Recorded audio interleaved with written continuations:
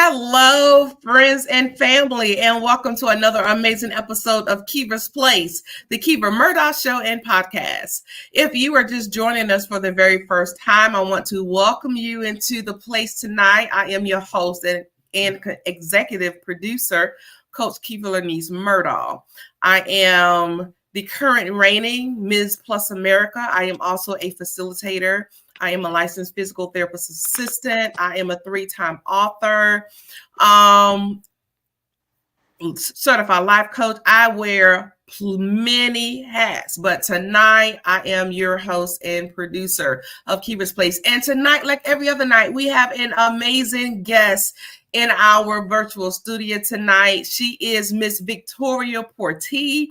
Miss Victoria just recently was the former Ms. Columbia Plus America 2023. She just gave up her title to the new delegates coming into the Miss Plus America pageant system. So I've been trying to get her on for a while. It just so happened that she's here after her reign. But nevertheless, we're going to have a great time and a great conversation tonight. So definitely stay tuned with us. Miss Victoria, I'm going to read a little bit of her bio and then she's going to introduce herself. As I stated, she is the Miss Columbia, the former Miss Columbia Plus America 2023. She says that her greatest accomplishment is being the mother of 2 amazing young adults, children. I can clearly and sincerely relate to that. She is the CEO of Devoted Handz Consulting Company based in Columbia, South Carolina, and she has been in the medical field for over 20 years, holding various positions from caregiving, working her way all the way up the corporate ladder to director. In her free time, she loves advocating for the elderly as well as making memories with her family. So without further ado, let's welcome to the stage Miss Victoria. So how are you, Queen? I am fine. Thank you so much for having me. I'm so excited to be a part of this great podcast. I really appreciate you having me on. Well, thank you for coming. As I stated earlier in the introduction, we've been talking about bringing you on for several months, and I'm just so grateful that you're finally here.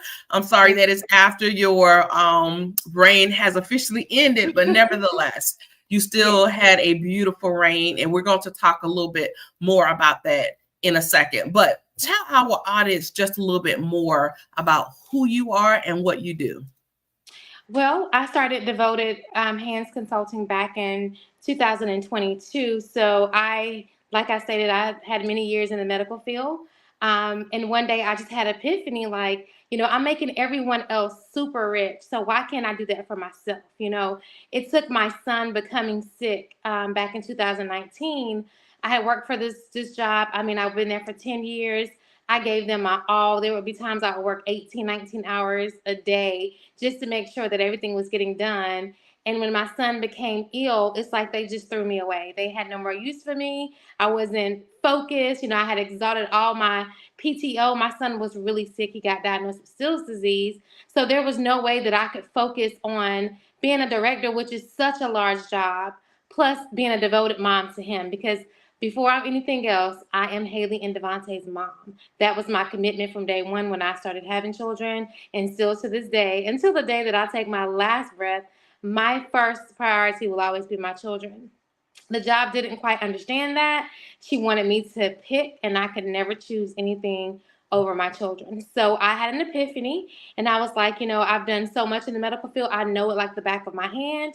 Let me step out on faith, because let me tell you, it had to be faith, and see how this moves. And I still to this day, I am so shocked that I was able to do that and provide for my family. And I was able to really make sure my son and my daughter were okay. I had more time for me. And during that time, I was married. So there was, I wore a hat as a mom, as, a boss lady. My mom was also sick. She was disabled. My aunt was disabled. I had so much on my plate. But I know that I had to invest and bet on me. I had betted on everyone else around me, and it just didn't work out. So finally, I chose to bet on me. And let me tell you, that was the best decision I've ever made in my life. My son is now in remission. By God's grace, he's doing fine. He's now a businessman. My daughter's doing well. So it all worked in my favor. But the first step was taking that first leap of faith. Scariest thing I ever did, but there's no regrets. I am thankful for the opportunity that I gained working various jobs, but nothing is like betting on yourself because I know what I'm worth, but I also know what I brought to the table. And that was the most important thing for me. You know, I didn't want jobs to pay me way less than I knew what I was worth. So I had to bet on me. I put my bids out for different jobs, and then they accept or deny. But I've learned not to ever cut myself short. So that's my story for my business part. As far as pageantry, it's a funny story how I got into pageantry. I am not a pageantry girl. I never thought I would be a pageantry girl. It's something that I've always admired, but never thought I would be able to do. So back in 2023, my daughter and I was sitting down talking, and I said, I think that I'm going to join this, Miss Plus America pageant. And she looked at me, she was like, really? I was like, yeah, I think I'm going to try it. We had just had a talk about body positivity because we are both plus size women. And she was learning to love her body as a young adult. She didn't look like her cousins. She didn't look like her friends. She was very voluptuous. And I was trying to teach her not to let someone put you in a box because of your size. That's not fair to you, but also, unfortunately, that's the world we live in. Everything is judged off of looks. So I joined the pageant, and it was the greatest experience I ever had. I learned so much. That is, of course, when I met you and a lot of other lovely ladies. But I've learned so much about myself. I learned so much about how to view myself. But most importantly, I learned to love myself a little more. I've learned to just embrace I'm a plus size woman. One day I plan on changing that. I maybe want to get a little bit more fitter and love myself a little more. But if you love yourself at every stage, those type of decisions are just a little bit more easier. So that got me into pageantry. Like I said, it was one of the greatest things I've ever done. Learned so much, met so many amazing people. Every woman out there has a story, and they have a goal, and they have a vision. And a lot of times as women, we're so busy taking care of others because we're nurturers by nature that we forget about ourselves. And that's exactly what happened to me. I was just so caught up in being a mom, being a wife, being a daughter, being a boss lady that I forgot about little old me, which is so important. So that is my vision. That was my platform for my pageantry, was self-love. I went all around the state just advocating, teaching women, telling women, encouraging women to take time for themselves. One of my favorite quotes is fall in love with yourself.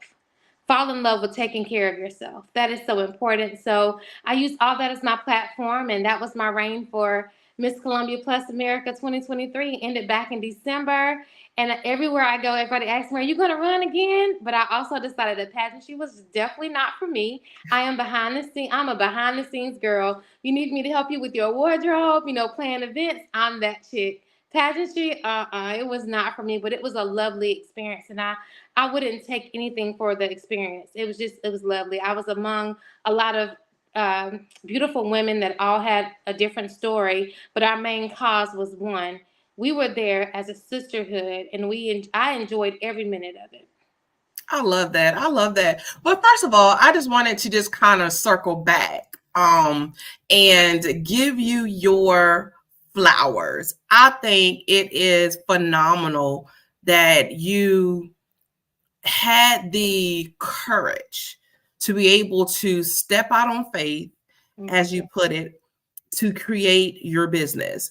Because I must agree with you. I didn't realize that our stories were so similar.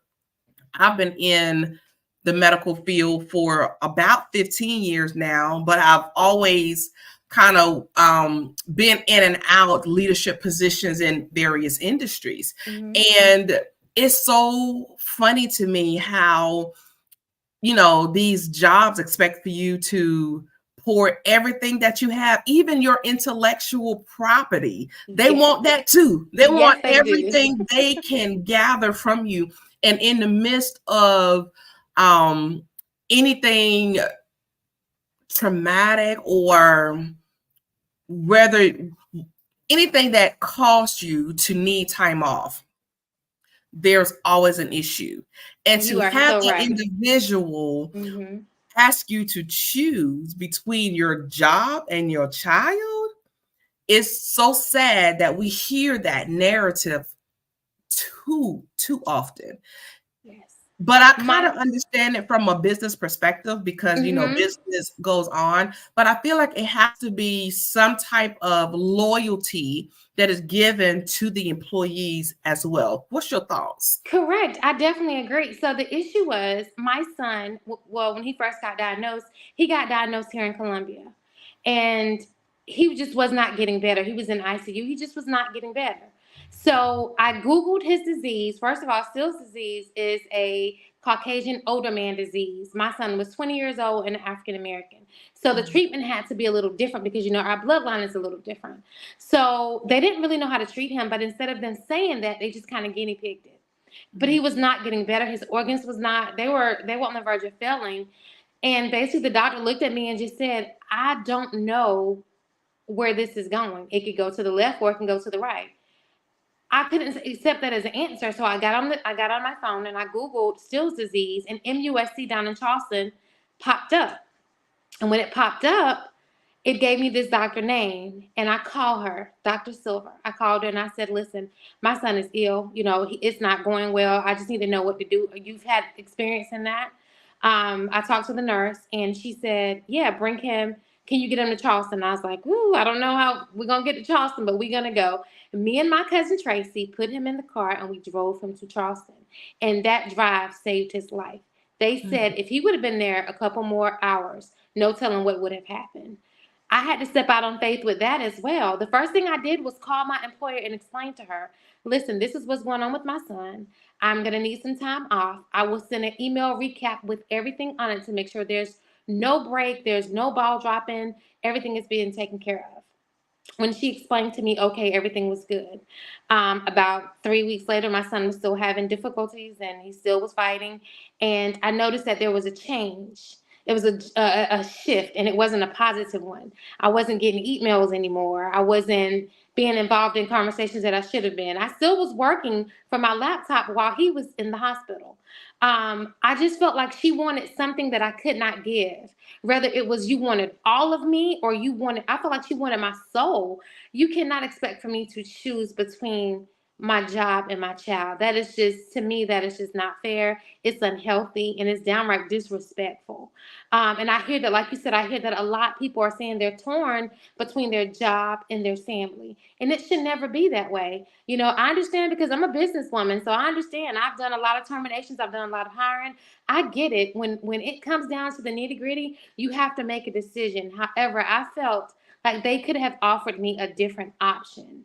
They could have worked with me a little bit more, because I worked with them when things were down for that company. I mean, I worked day and night to get the company back up, get the numbers back up. So what happened to loyalty? What happened to loyalty? And that's all I could think about was, I've made her millions of dollars. I've been a faithful employee. You call me, I'm there anytime of night. But when the one thing I needed you to do the most was to stand by me while my son get through his illness, you cannot do that. And the first thing I thought about, and I was telling my cousin on the phone, I said, they're going to terminate me. She said, they're not going to terminate you. They can't function without you. I said, they will have my job up on the internet before my obituary if something ever happens. And she said, I don't believe that. I said, okay. I felt it in my heart. It wasn't long before I got an email. And it basically was saying, if you don't return on such and such date, then your employment will be terminated. And you know what I did? I said, I completely understand. Thank you for everything. Thank you for the skills. But I will always choose my son. And that's how I ended it. And I was in a whirlwind. I was lost. I was confused. I didn't know how I was going to make it. But God provided, and he pulled my son through. So I promised myself from that day forward, I will always bet on me and God. It would always be us two. I would not complain because he pulled my son through. But I also learned a valuable lesson about the more you give, the more they want. You have to have a healthy boundary. As we know, the medical field is demanding. It is one of the most tiresome fields out there because you're giving so much all the time. but you have to have healthy boundaries. And that is why I advocate so strong for women, because I feel like we're pushed really, really hard sometimes between work-life balance, work and life balance. And you have to make a strong boundary, or if not, you're going to get in burnout mode. And that's just where I was. I was emotionally burned out. I've heard of being physically burned out, never heard of emotionally burned out, but I experienced it along with other emotions, So my vow was Mhm. to I was going to tell women, listen, we have to find a way to set positive boundaries for our employers as well as our home life. My mom was, like I said, she was disabled, but I had to set some rules with her as well. I'm going to help you. You never have to worry. But I also got to have time for myself. I have to Mhm. have a day to go get my hair done, to go get my nails done, a day to relax. Because as women, right now, heart disease and strokes are taking us out of here. We're not even going to talk about cancer, but there are a lot of things that we can do to prevent that. And my doctor was telling me a couple of weeks ago about just having to walk away from some things. You have to Exactly. learn how to say no. Learn how to Mhm. say not right now. I'll get to that in a minute. Or can we put that, for the next couple of months to keep an eye on? You have to learn to walk away, and that's the hardest thing for me because I was always a person to be in super mom mode. That's all I ever known.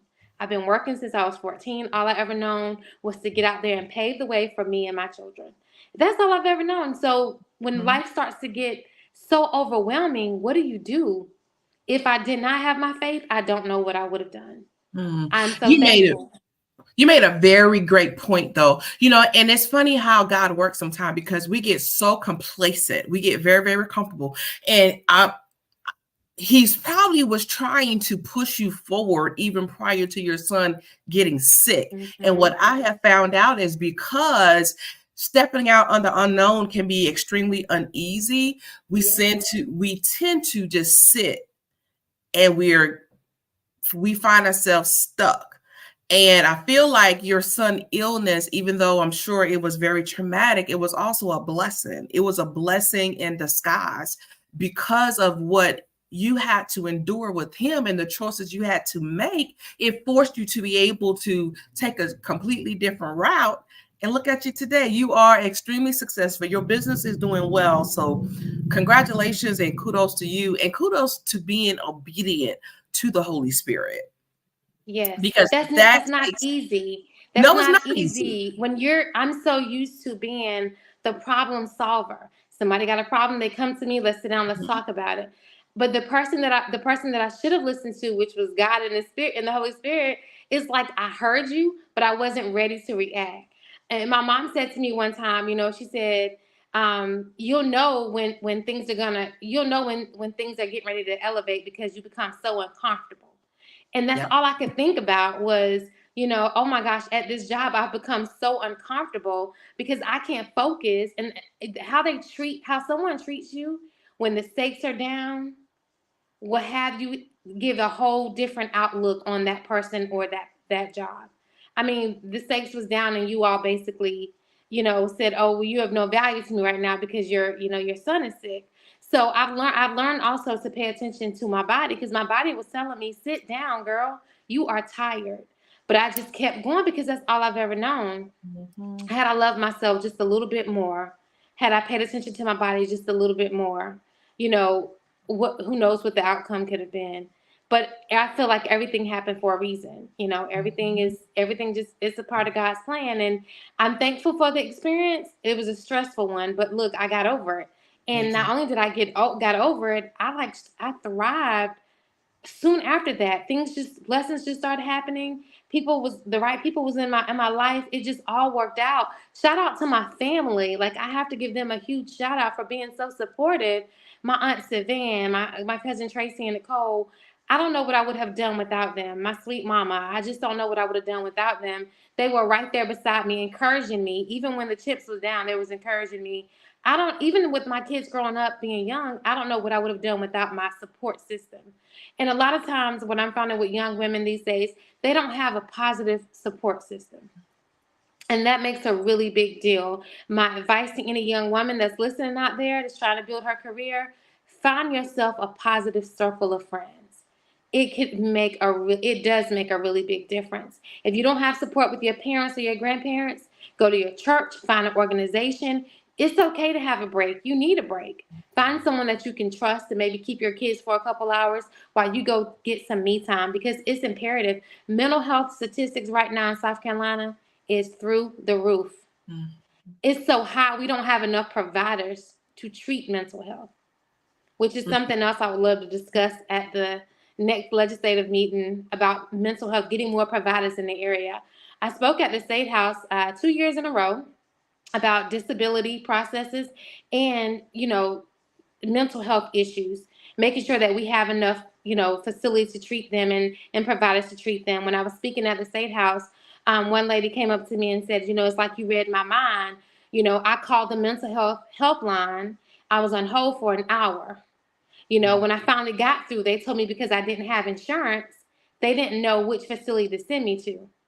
Now, that was life or death. She could have went and committed suicide. She could have hurt one of her children. I just feel like we did not help her, and we have to change those type laws. We have to make sure we're putting money in the budget to draw more providers to the South Carolina area to help with those mental health issues. Because I I was agree. there. Mm-hmm. I was Yes, I agree 100%. And I feel like we are definitely taking those positive steps in the right direction Mm-hmm. to address mental health issues, but we are not clearly doing enough as a state. I have to bring you back on the show because you have hit on so many topics that I feel like a 30-minute show is just not going to do it justice.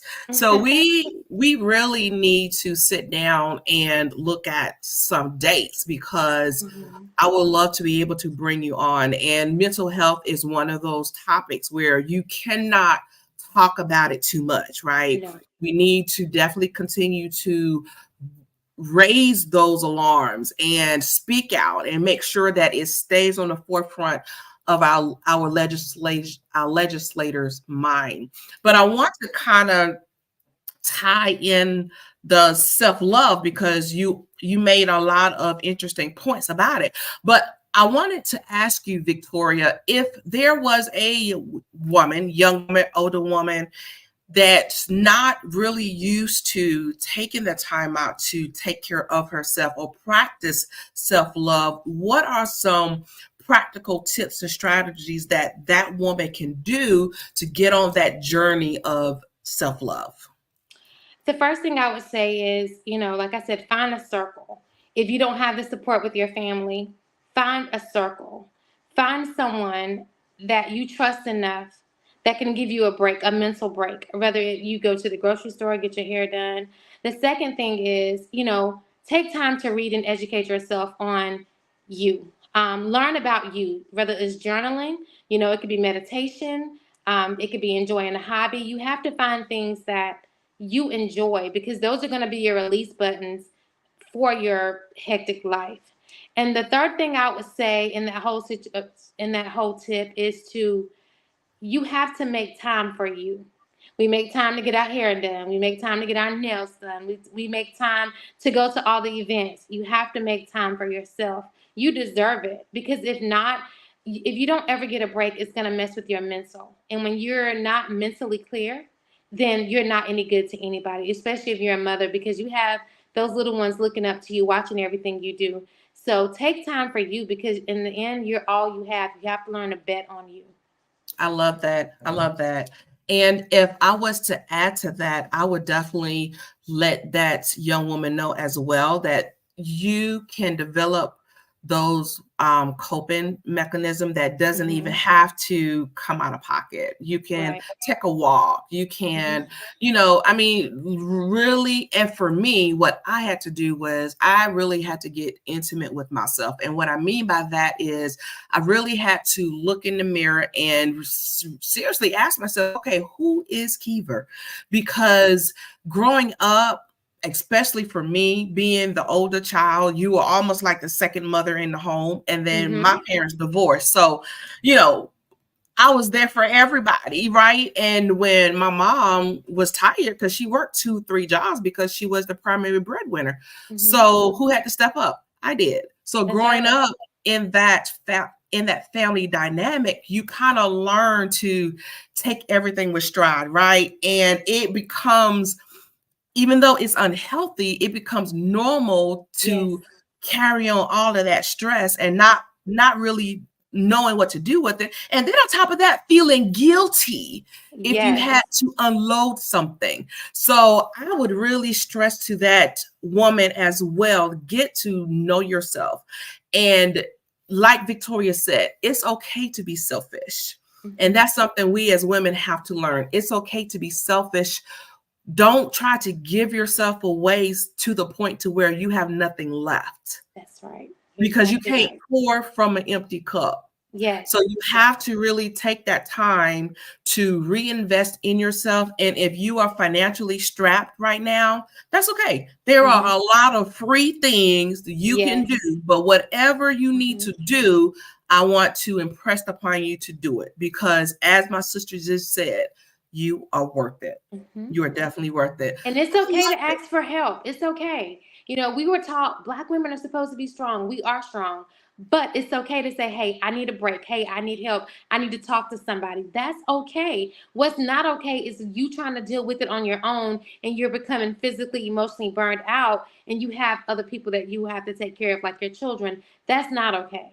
So it's okay to reach out and say, hey, there's a 1-800 number. Let me call and see if I can get someone to help. And guess what? If nothing happens that call, then you call again. You keep calling until you figure it out. There's lots of free resources, through 211, through the SC.I. There's different resources that they can get you over to somebody. Just don't give up. One time, you know how many no's I heard before I heard a yes?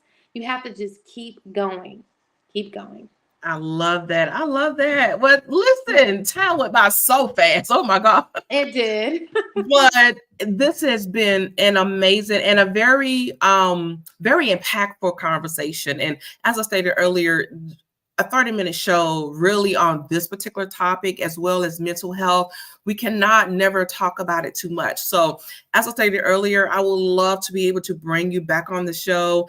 And just from this particular conversation, it got my little ideas spinning. So I may have something else coming up in the works, hopefully, if not this season, next season. And you are definitely a resource that I will be tapping into. So absolutely. Well, thank you again for the opportunity. It's been great. As always, you're always so hospitable, always so professional. It's been a great one. So I appreciate it. Thank you so much. Thank you so much. And congratulations again on your former reign as Ms. Plus America 2023. You are a phenomenal queen. I love seeing you out in the community. And listen, when I say,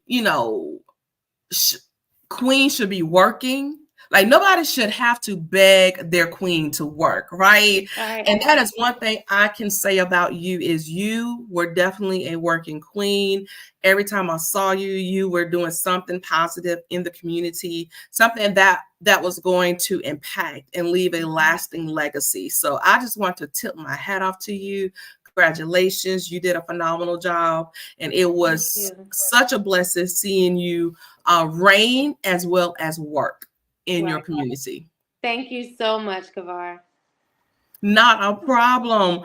All right. Well, we need to leave your contact information for our audience to be able to get in contact with you. So what's the best way anybody that is wanting to reach out to you will be able to connect?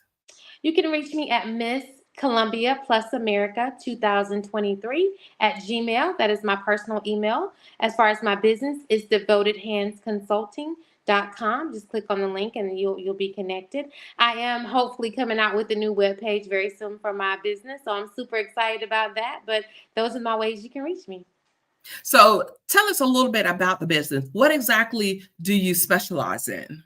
So right now, well, like I said, I've been in the medical field for over 20 years. So that's, of course, my home is medical consultant. I did do some Medical like consulting. IT consulting. So it's basically any kind of consulting, whether it be hospice. My thing is I want to go into businesses that are in trouble. We call those businesses in the red and make them in the green. Gotcha. That's what my consulting consists of, trying to save small businesses, especially to get them back on the right track so that they can become bigger businesses. I love it. So listen, if you are a small business that is struggling, let's just say it how it is. If you're struggling, if you have questions on how to properly operate your business in a profitable mode, definitely reach out to Victoria. I trust that she will definitely be able to get you back on track with whatever your business needs. So definitely reach out to her. And thank you again, Victoria, for joining me. As I stated earlier, it was truly an honor and a pleasure. And you are welcome back to Keeper's Place at any time. Same here. Take care. Goodbye. Love you. Love you. Bye-bye. Bye. All right. Well, ladies and gentlemen, thank you so much for joining Keeper's Place, the Kiva Murdoch Show and podcast this week. I do apologize that we were not here last week. I was very sick. And it was crazy because it was my birthday weekend as well. But nevertheless, we are here this weekend, and I hope you have enjoyed our show. So if you would like to be a guest on Kiva's Place, the Kiva Murdoch Show and podcast, definitely visit our booking site. You can text the word guest to 803-368-3030, or you can visit our booking site at tinyurl.com/Keever's Place Booking. Again, that's tinyurl.com/Keever's Place Booking. We have booking up through, I believe it's May. So we do have a few more availability spots available if you would like to be included in our season 5 episode. So again, text the word guest to 803-368-3030, or head right on over to our booking site at tinyurl.com/Keever's Place Booking. If you would like to connect with me, visit my digital business card at Linktree. You can go to linktr.ee/Keever Murdoch. Again, that's linktr.ee/Keever Murdoch. So it has been a pleasure being able to chat with you all again tonight. And as we do every Thursday night, 7:30 p.m. Eastern Standard Time, come right back and do it all over again. We'll have another amazing show next week with another phenomenal guest. So until next time, family, continue to share, connect, and glow, because we understand that building your network also builds your net worth. So until next week, peace and blessings. I love you much. Good night.